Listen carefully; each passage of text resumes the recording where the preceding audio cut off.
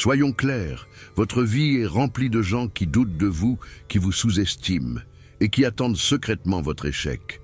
Mais vous êtes-vous déjà demandé pourquoi vous continuez à leur donner du pouvoir? Parfois, le plus grand acte de rébellion n'est pas de faire du bruit, mais d'utiliser le silence comme une arme stratégique pour désarmer ceux qui ne vous valorisent pas les critiques dehors. Les énergies toxiques également. Et non, vous n'avez pas besoin de faire un spectacle de cela, ni d'attendre l'approbation de qui que ce soit dans la vidéo d'aujourd'hui. Je vais vous enseigner à suivre le conseil de la philosophie stoïque. Concentrez-vous sur ce que vous pouvez contrôler et libérez-vous. Parce que mon ami, la vie est trop courte pour rester prisonnier des jugements des autres. Je vais vous montrer étape par étape comment utiliser 12 tactiques de silence stratégiques qui vont sans aucun doute transformer votre vie non seulement physiquement mais aussi mentalement. Ces tactiques vont vous fortifier avant même que vous ne vous en rendiez compte. Et si vous n'agissez pas, vous pourriez perdre quelque chose d'encore plus important, votre dignité. C'est pourquoi commencez aujourd'hui en silence et sans excuse. Au final, ce que vous gardez pour vous en dit plus sur vous que ce que vous essayez de crier. Êtes-vous prêt à commencer à vivre vraiment? Mais avant de commencer, prêtez attention à cette histoire qui va vous aider à comprendre la sagesse contenue dans ce matériel. Dans un petit village de montagne vivait un jeune forgeron nommé Alexandre. Il était connu pour son habileté à créer les meilleurs outils de la région et pour son incroyable capacité à travailler dans les jours les plus difficiles.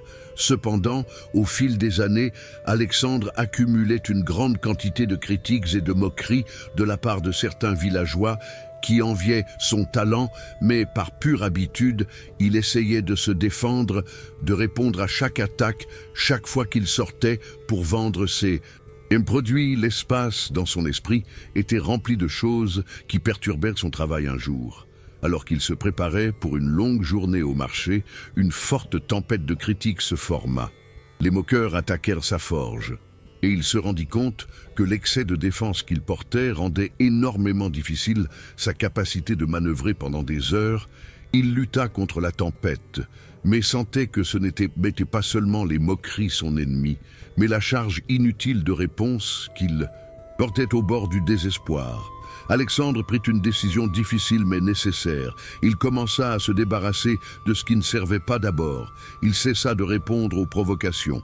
Ensuite, il abandonna les justifications inutiles et enfin même certains mots qu'il gardait par attachement mais qui n'étaient pas utiles à chaque chose qu'il lâchait son esprit devenaient plus légers et il pouvait manœuvrer mieux.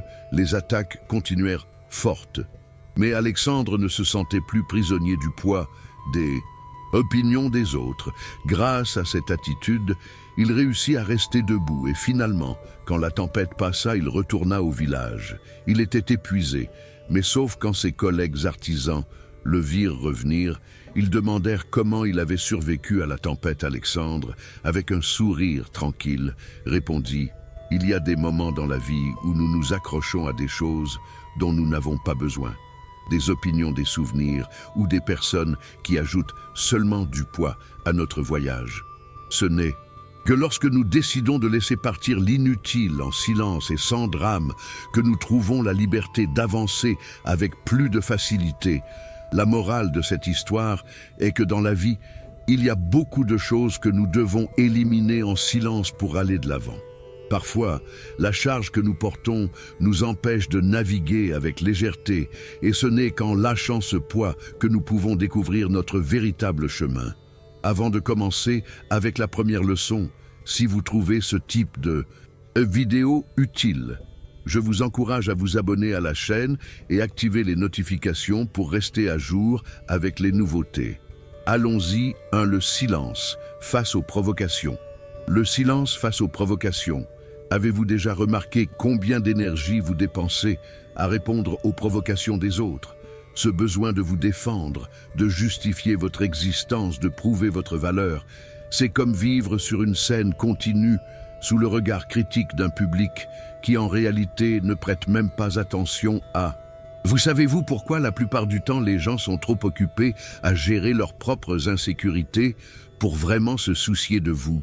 Pourtant, vous paralyse. Le besoin de répondre aux autres est comme un parasite silencieux qui se nourrit de vos rêves, qui s'accroche à votre dos et murmure dans votre oreille chaque fois que vous pensez faire quelque chose de différent, ou audacieux que vont-ils penser, et soudain vous changez de direction, vous adaptez votre vie à ce que vous croyez que les autres attendent de vous. Quelle ironie, nous passons tellement de temps préoccupés par l'opinion d'autrui que sans nous en rendre compte, nous cessons de vivre la vie que nous voulons vraiment.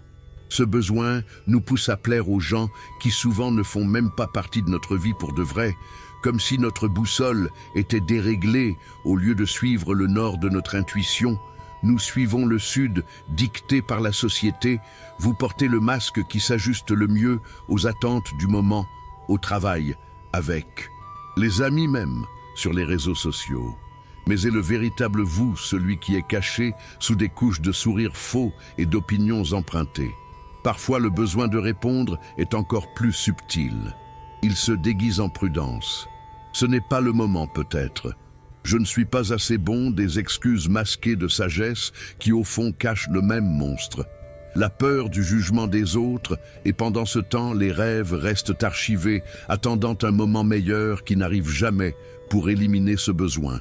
Une fois pour toutes, nous devons pratiquer la philosophie stoïque. Les stoïciens enseignent que nous ne pouvons pas contrôler ce que les autres pensent de nous, mais nous pouvons contrôler comment nous réagissons à cela. Cela semble simple, mais ne l'est pas. Cela requiert un exercice constant d'introspection et de courage. Il s'agit d'apprendre à vivre pour soi-même, à prendre des décisions qui vous rendent heureux et pas seulement pour plaire aux autres. La vie est trop courte pour être vécue sous l'ombre de l'opinion d'autrui.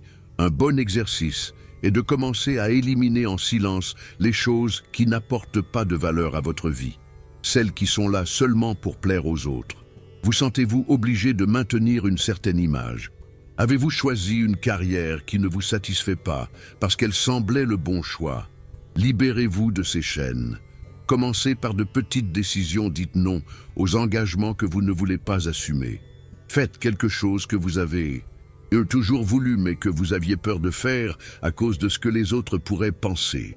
Chaque petite action sera un pas vers la liberté. Je ne vais pas mentir, ce n'est pas facile. Il y aura des jours où le poids du jugement d'autrui semblera écrasant. Mais dans ces moments, souvenez-vous, chaque fois que vous choisissez de vivre selon ce que les autres pensent, vous perdez un morceau de ce que vous êtes vraiment. C'est une sorte de mort lente et silencieuse que vous pouvez éviter si vous avez le courage d'être fidèle à vous-même. Alors commencez à éliminer ces choses en silence. Vous n'avez pas besoin de l'annoncer au monde. Laissez simplement de côté ce qui n'est pas vôtre, ce qui n'appartient pas à votre essence. Apprenez à faire confiance à votre propre jugement et à valoriser plus ce que vous pensez de vous-même que ce que les autres peuvent penser. Parce qu'au bout du compte, la seule personne à qui vous devez des comptes est vous-même. Comme disait Carl Jung, la liberté commence au moment où vous cessez de vous préoccuper de ce que les autres pensent de vous deux. Le pouvoir de l'observation silencieuse. Le pouvoir de l'observation silencieuse. Il y a une phrase que j'adore. Il n'y a pire aveugle que celui qui ne veut pas voir. Je suis sûr que vous l'avez déjà entendu, n'est-ce pas? Curieusement, nous appliquons souvent cette cécité sélective à nos propres situations. Nous nous habituons à réagir impulsivement à chaque provocation. Oui, je parle de cette habitude de répondre immédiatement, qui d'une certaine manière nous enlève plus qu'elle ne nous donne. Et le plus curieux, vous vous accrochez à ce besoin comme s'il était indispensable. Ne me parlez pas seulement de conflits au travail. Les provocations peuvent être n'importe où, dans la famille, dans le groupe d'amis, sur les réseaux sociaux. Et le plus intéressant, c'est que personne ne vous oblige à répondre, mais vous êtes là, tolérant, en silence, comme si garder le silence était une offense au monde. Pourquoi faisons-nous cela? Peut être parce qu'on nous a appris que ne pas répondre est un signe de faiblesse ou d'insensibilité, comme si le silence était un acte de lâcheté, quand en réalité, il peut être le plus grand geste d'amour-propre que vous puissiez réaliser. Amenons un peu de philosophie dans cette conversation. Les stoïciens nous enseignent que nous ne devons pas nous préoccuper de ce que nous ne pouvons pas contrôler. Cela vaut aussi pour les provocations autour de nous. Vous ne pouvez pas contrôler comment les autres agissent, mais vous pouvez contrôler si vous voulez ou non répondre. C'est aussi simple que cela. Mais voici la partie difficile. Le faire en silence et ne vous méprenez pas. Il ne s'agit pas de vengeance silencieuse ou de se sentir supérieur.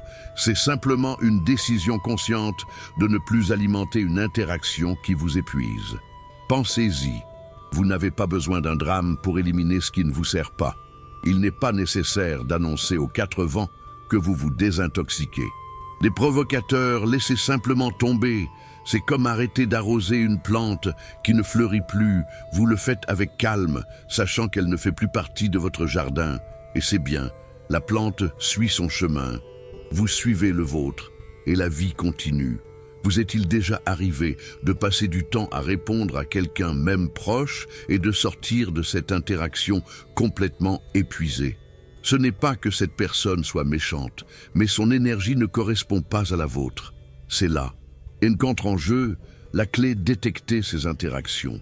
Écoutez votre corps, votre esprit. Si vous sentez que chaque interaction avec une certaine personne est un véritable marathon émotionnel, peut-être êtes-vous face à une provocation toxique. Il peut être douloureux de l'admettre, mais c'est nécessaire ici. Entre en jeu la stratégie du silence. Réduisez progressivement les interactions. Cessez de chercher le contact. Éloignez-vous. Il n'est pas nécessaire de faire de grands gestes ou de disputes. Laissez.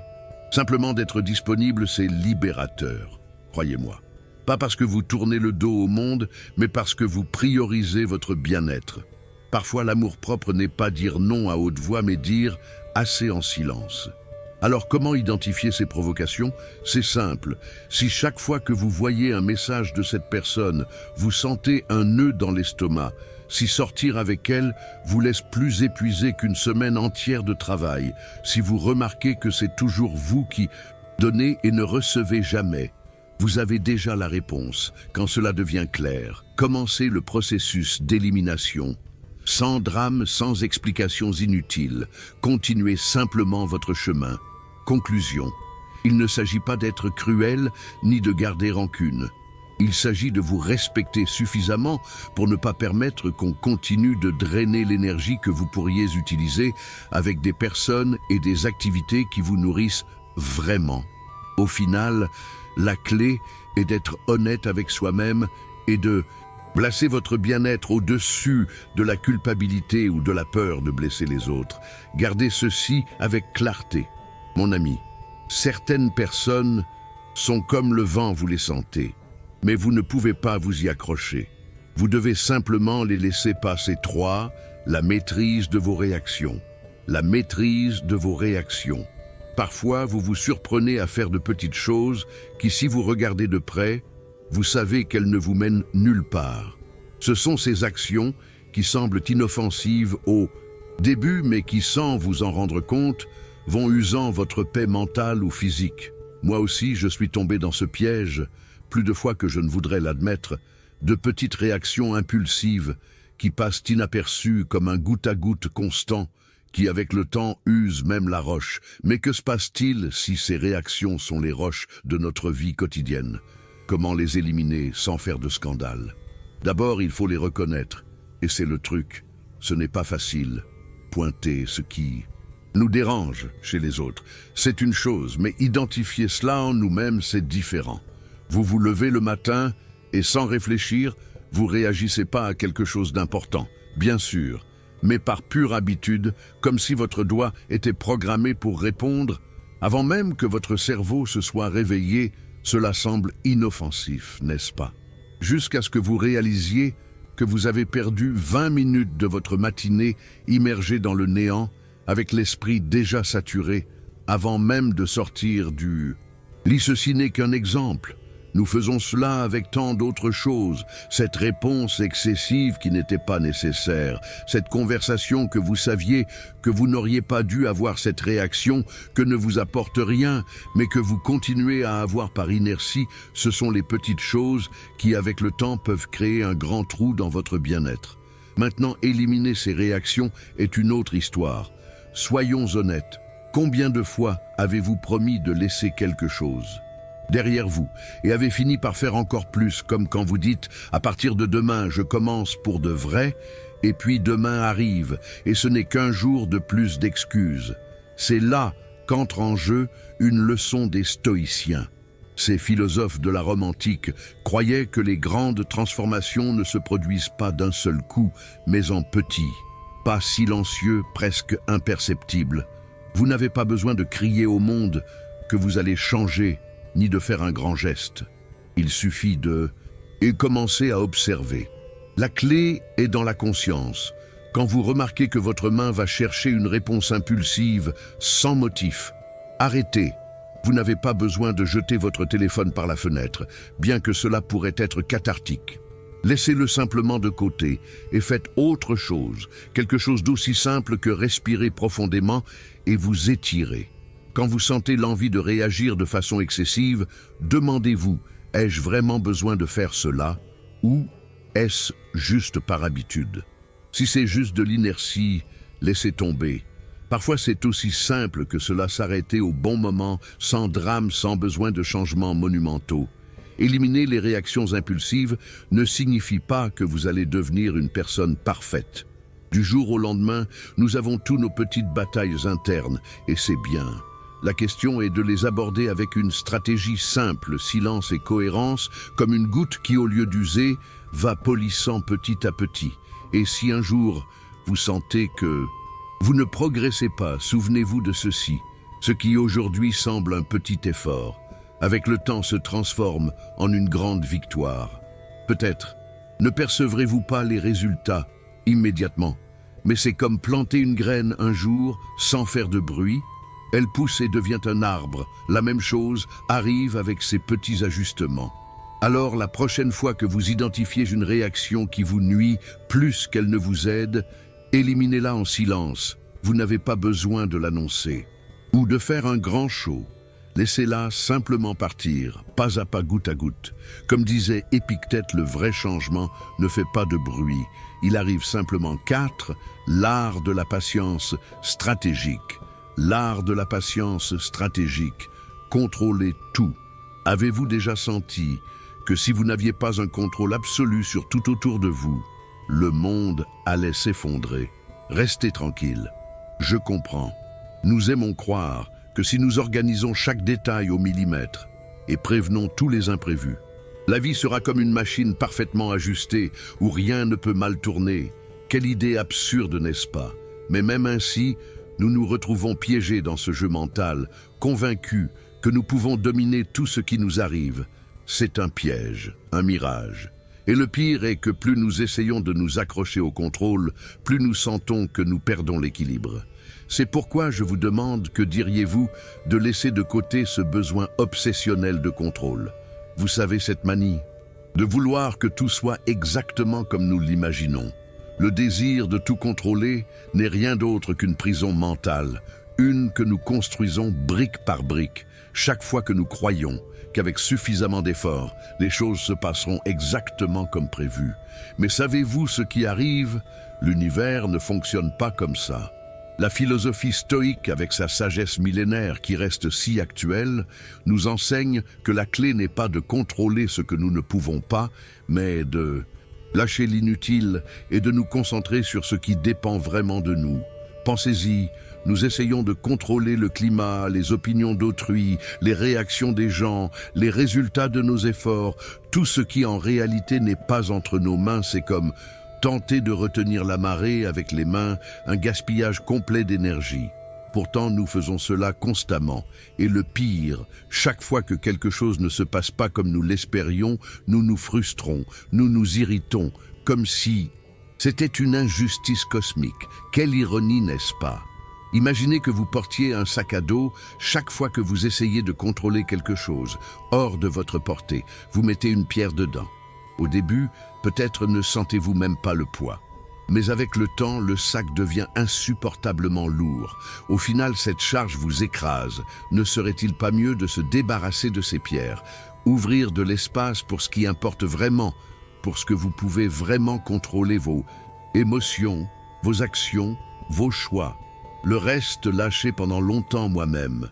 Je me préoccupais obsessivement de prévoir tout ce qui pourrait mal tourner dans ma vie si j'avais une réunion. Je planifiais chaque question inconfortable possible. Si je prévoyais une sortie avec des amis, je m'inquiétais du lieu, du climat, de n'importe quoi qui pourrait sortir du plan. C'était épuisant. Et savez-vous ce qui arrivait? La plupart des choses qui m'inquiétaient n'arrivaient jamais. Au final, j'ai réalisé que cette tentative de tout prévoir ne me donnait pas plus de contrôle. Elle me donnait juste plus d'anxiété. Alors j'ai commencé à lâcher. Peu à peu, j'ai appris à faire plus confiance au processus. Et que s'est-il passé, les choses ont continué à arriver. Certaines bonnes, d'autres pas tant. Mais je me sentais plus léger parce que j'avais cessé de porter ce qui n'était pas ma responsabilité. Faire confiance à la vie ne signifie pas être passif ou irresponsable. Il s'agit d'accepter avec maturité qu'il y a des choses qui sont hors de nos mains et que c'est bien. Éliminez en silence ce besoin de tout contrôler. Donnez de l'espace à l'imprévu, aux surprises, à ce qui est au-delà de votre portée.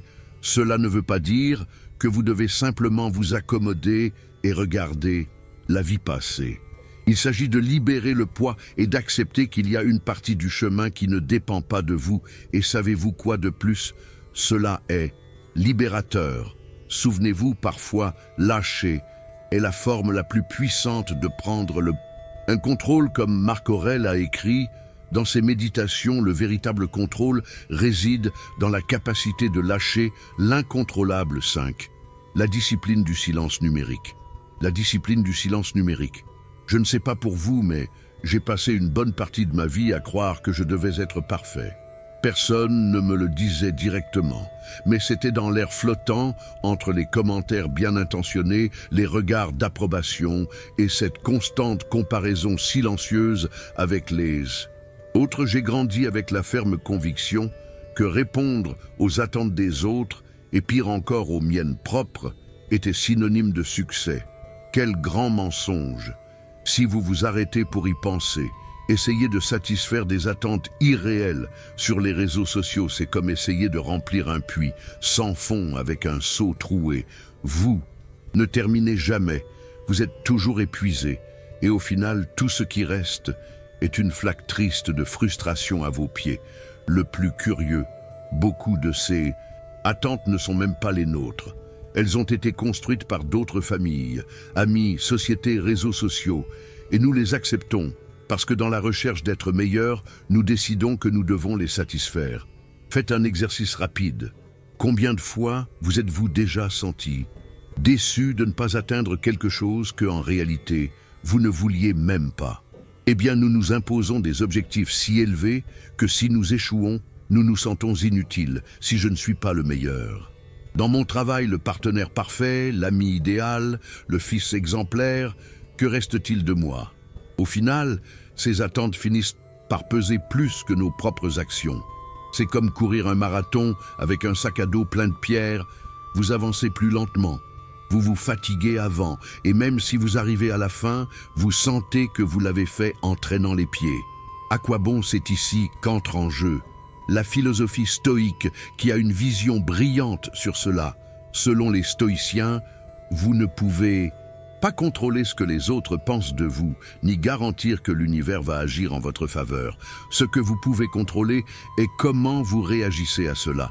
La clé, alors, est de réduire la charge, baisser ces attentes qui vous étouffent. Si vous attendez moins de vous-même et des autres, cela ne signifie pas que vous vous conformez. Cela signifie que vous vous libérez. Vous n'êtes plus prisonnier de la pression constante de correspondre à l'impossible. Vous existez, simplement, et avancez bien sûr. Cette magie n'arrive pas du jour au lendemain. Je ne dis pas de jeter toutes vos attentes par la fenêtre d'un coup. Pensez à cela comme nettoyer un placard plein de vieux vêtements. D'abord, regardez ce qui ne vous va plus, ce que vous n'avez jamais vraiment aimé, et débarrassez-vous en une pièce à la fois. Parfois, vous hésitez à laisser partir un t-shirt parce que vous pensez que vous l'utiliserez un jour, mais au fond, vous savez que non. Avec les attentes numériques, c'est la même chose. Commencez en éliminant celles qui ne vous appartiennent pas. Ensuite, révisez les vôtres propres et demandez-vous, sont-elles réalistes? Vous n'avez pas besoin de garder tout quelque chose qui peut aider à réduire les attentes sans créer de drame et de changer la façon dont vous vous parlez. Par exemple, au lieu de dire « je dois tout faire parfaitement sur les réseaux », essayez « je vais faire de mon mieux avec ce que j'ai maintenant ». Cela semble simple, mais c'est libérateur. Vous ouvrez de l'espace pour l'erreur qui est humaine et pour la possibilité de vous améliorer sans la pression constante. Un autre truc infaillible, évitez de raconter tous vos plans à tout le monde. Moins vous faites de bruit, moins les autres créent d'attentes sur ce que vous devriez atteindre. Après tout, les attentes externes ne sont que cela, du bruit. Éliminez en silence ce qui ne vous aide pas.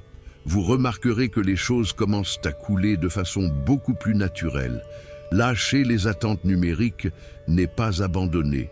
C'est un acte de sagesse.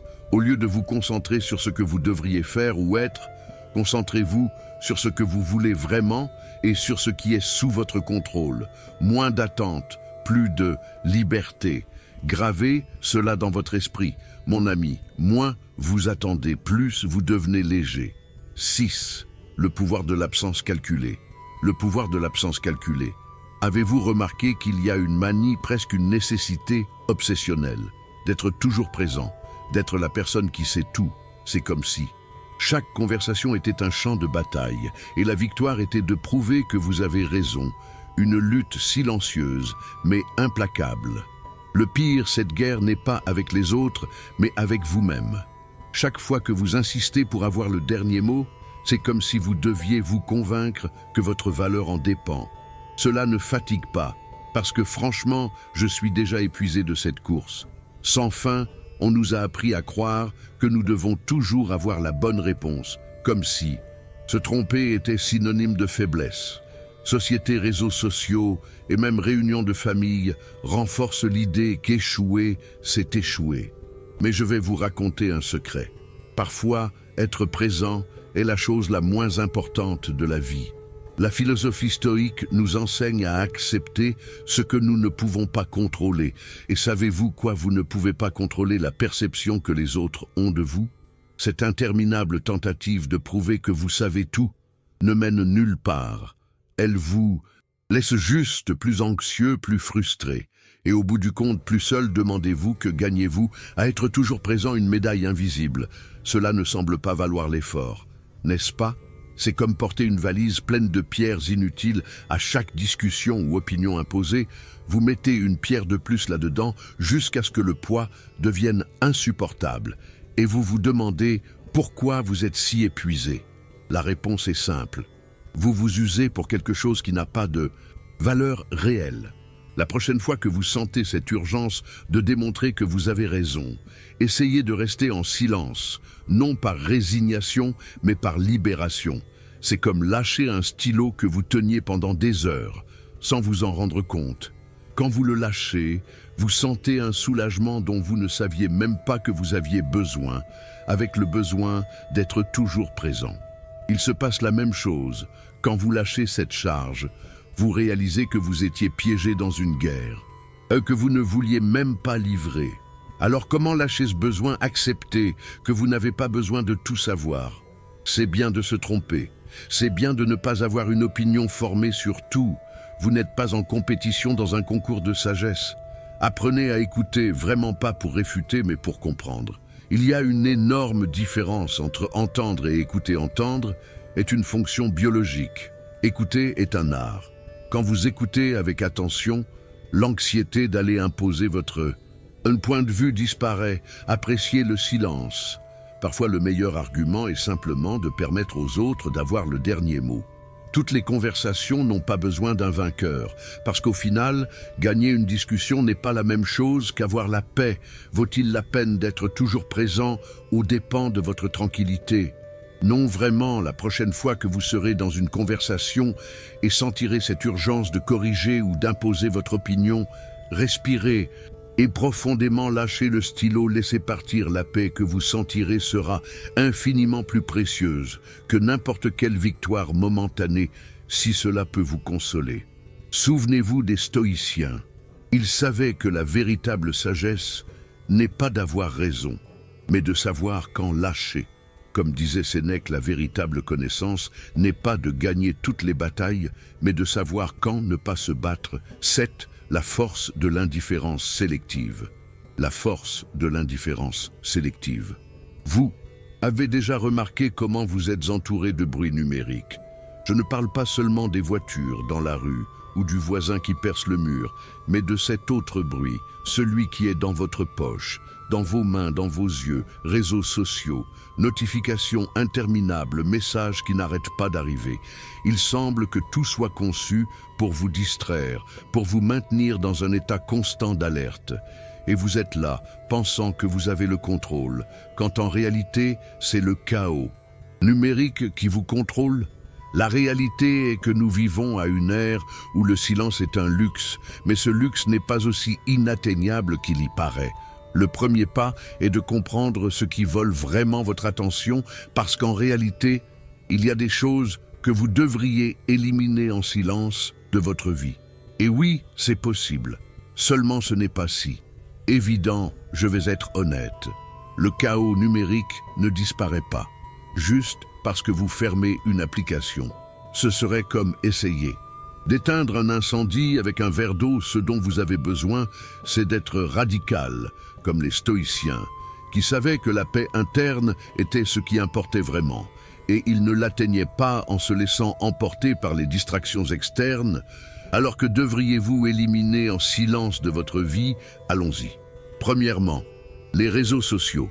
Oui, je sais, cela semble cliché, mais croyez-moi, plus vous suivez de comptes, plus vous créez de bruit. Je ne dis pas de vous déconnecter, et complètement.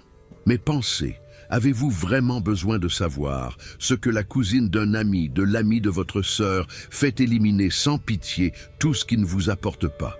Et si vous pouvez, faites un nettoyage numérique de temps en temps, comme quand vous organisez un placard. Sortez ce qui ne sert plus, ce qui n'aurait jamais dû être là en premier lieu. Deuxièmement, les notifications. Ici, la chose devient intéressante. Pourquoi permettez-vous à votre téléphone de vous interrompre toutes les 2 minutes? Chaque fois qu'il vibre ou émet un son, votre cerveau fait un saut. Cela ne vole pas seulement votre temps, mais aussi votre énergie mentale. Désactivez toutes les notifications non essentielles. Au début, vous pouvez sentir une certaine anxiété, comme si vous perdiez quelque chose. Mais après, quand vous réaliserez comme c'est bon d'avoir le contrôle sur quand et comment vous vérifiez le téléphone, vous me remercierez. Troisièmement, la peur de manquer quelque chose. Ah, le grand vilain moderne. La peur de manquer quelque chose. Nous vivons avec la sensation que si nous ne sommes pas connectés, nous allons manquer quelque chose d'important. Mais voici une vérité inconfortable. Ce qui importe vraiment n'est pas sur l'écran. C'est autour de vous, dans les gens, dans les moments, un acte de rébellion dans un monde plein de bruit. S'il y a des personnes dans votre vie qui vous causent du malaise, des projets qui ne vous motivent plus, des pensées qui vous drainent, seulement débarrassez-vous d'eux, sans drame, sans explication, sans tourner en rond, plus que nécessaire. Laissez-les simplement partir. L'extérieur reflète l'intérieur. Souvenez-vous que souvent, l'ordre extérieur reflète l'intérieur. Si vous commencez à apporter un peu de clarté à votre environnement, vous verrez que peu à peu, cette clarté arrivera aussi à votre esprit. Ce n'est pas magique, c'est un processus. C'est comme quand vous décidez de nettoyer un tiroir, et soudain, vous vous sentez plus léger, parce qu'au final, chaque chose a sa place et un souci de moins. Chaque objet que vous lâchez est un pas vers une vie plus légère et plus claire. Les stoïciens ne compliquent pas leur vie avec l'inutile. Il savait que la clé était de se concentrer sur ce qui importait vraiment et de laisser le reste passer, aussi simple que cela vivre dans un monde plein de désordre, physique et mental. C'est comme marcher dans un labyrinthe sans sortie. Mais quand vous commencez à vous débarrasser de ce dont vous n'avez pas besoin, vous découvrez que la sortie a toujours été là, vous ne pouviez simplement pas la voir, à cause de l'excès, si vous voulez la paix mentale. Commencez en organisant ce qui est autour de vous, faites-le sans hâte, sans bruit, mais de façon constante, votre esprit vous remerciera. Comme disait Nelson Mandela, quand le bruit se tait, l'essentiel devient plus clair. 8. L'élégance de la non-justification. L'élégance de la non-justification. Parfois, je me demande pourquoi vous avez cette manie de vous justifier aux autres. Allons n'inventer. Et pas d'excuses, nous le faisons tous. Mais dites-moi, pensez-vous vraiment que cela serve à quelque chose? C'est comme courir dans une compétition où les autres ne savent même pas qu'ils participent. Et le pire, probablement, ils ne s'en soucient même pas. Pendant ce temps, vous êtes là dans votre tête, mesurant chaque pas, chaque trébuchement, chaque petite avancée, mais pas le vôtre. Celui des autres se justifier.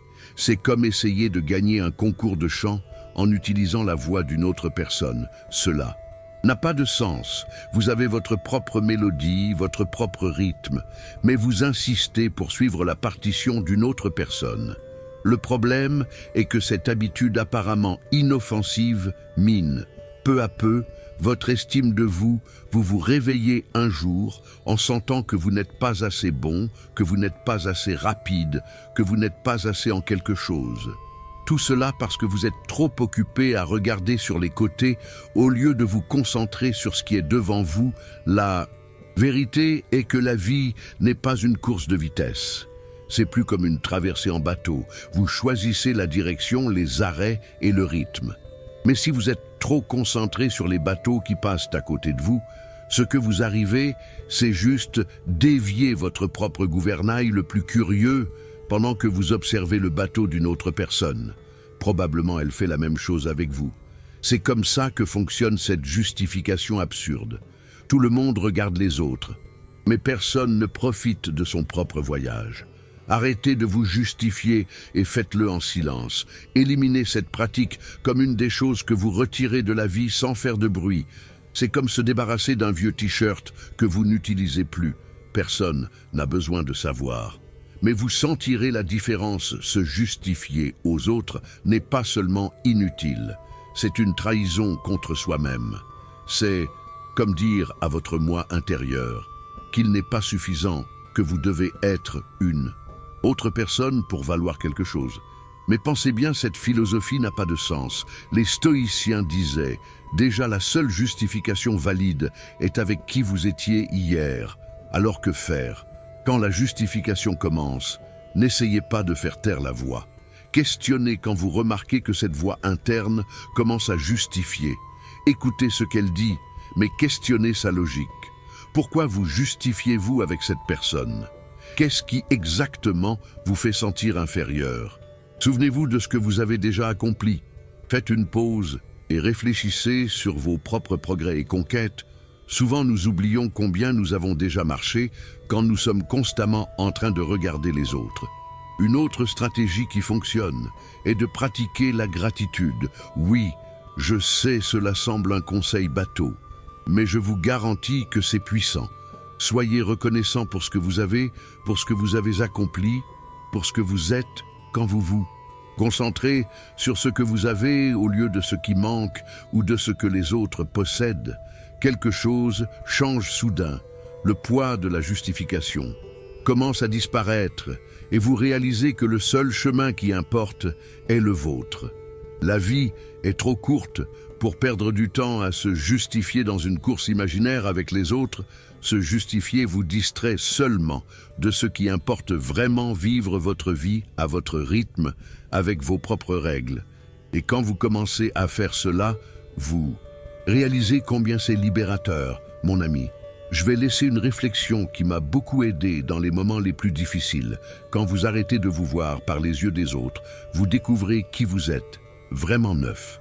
La puissance du détachement émotionnel. La puissance du détachement émotionnel, vous avez déjà imaginé comment ce serait si vous pouviez avoir un contrôle subtil sur toutes les conversations et situations autour de vous dans la vidéo d'aujourd'hui. Je vais révéler une tactique psychologique simple qui va vous enseigner exactement cela, comment ne pas s'attacher émotionnellement et dominer n'importe quel scénario avec facilité et discrétion. Cette tactique est un outil puissant, basé sur des principes psychologiques prouvés, qui vont depuis comment utiliser le langage corporel jusqu'au pouvoir des mots justes au bon moment et le meilleur de tout. C'est une technique que n'importe qui peut apprendre et commencer à appliquer immédiatement dans sa vie quotidienne. En regardant cela, vous ne comprendrez pas seulement mieux comment la psychologie de l'influence fonctionne, mais aussi comment l'appliquer de manière éthique pour améliorer vos relations, que ce soit au travail, avec des amis ou à la maison. Imaginez l'avantage que vous aurez en sachant exactement quoi faire et dire dans des moments cruciaux.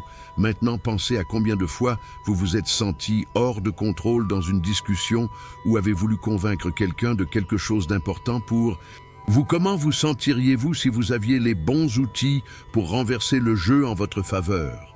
Alors, si vous êtes prêt à transformer votre interaction avec les autres et gagner confiance dans vos capacités de communication, restez dans cette vidéo. Nous allons livrer une tactique psychologique qui peut tout changer. 10. La sagesse de l'acceptation. La sagesse de l'acceptation après avoir exploré comment le silence numérique peut créer une sensation d'urgence et de valeur. Un prochain pas naturel dans la construction d'une communication efficace est de comprendre l'importance de l'acceptation.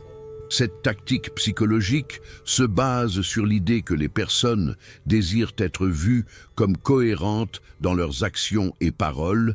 Une fois que quelqu'un s'engage verbalement ou par écrit avec une idée ou action, il est plus probable qu'il suive ce chemin pour maintenir son image de cohérence. Vous pouvez utiliser cela à votre avantage, spécialement après avoir créé un sens d'urgence, avec l'indifférence par exemple. Après avoir souligné que seulement quelques-uns peuvent participer à un projet, vous pourriez demander aux intéressés d'exprimer leur engagement. Initial, dites quelque chose comme si vous êtes vraiment intéressé à rejoindre ce projet exclusif. Pourriez-vous m'envoyer un bref résumé de vos idées pour lui jusqu'à la fin de la journée? Cela nous aidera à aligner nos prochaines étapes rapidement en sollicitant ce type d'engagement. Initial, vous ne confirmez pas seulement l'intérêt de la personne, mais vous établissez aussi une base pour des actions cohérentes dans le futur. Ce processus renforce l'idée qu'ils sont une partie active et engagée du projet, augmentant la probabilité qu'ils continuent impliqués et motivés à mesure que le projet avance. 11. Le contrôle par la vulnérabilité stratégique. Le contrôle par la vulnérabilité stratégique, après avoir établi l'engagement et la cohérence dans les interactions, une tactique complémentaire qui peut augmenter significativement l'impact de vos propositions, est l'utilisation de la vulnérabilité stratégique. Ce principe psychologique aide les personnes à voir plus clairement la valeur d'une option quand elle est comparée directement avec une autre moins attrayante. Vous pouvez appliquer cette technique en présentant des options ou solutions dans n'importe quel contexte. Par exemple, si vous désirez que votre équipe adopte un nouvel outil de gestion, commencez en soulignant les problèmes avec le système actuel comme lenteur ou manque de ressources. Ensuite, introduisez le nouvel outil en emphasisant comment il résout ces problèmes de manière efficace, offrant des fonctionnalités additionnelles qui améliorent significativement le flux de travail. En présentant d'abord l'option moins attrayante et ensuite la meilleure, vous créez un contraste marquant qui rend la seconde option encore plus attrayante. Cela ne facilite pas seulement la décision pour les autres, comme aussi leur fait sentir comme s'ils faisaient un choix intelligent, contribuant à un engagement plus ferme avec elles.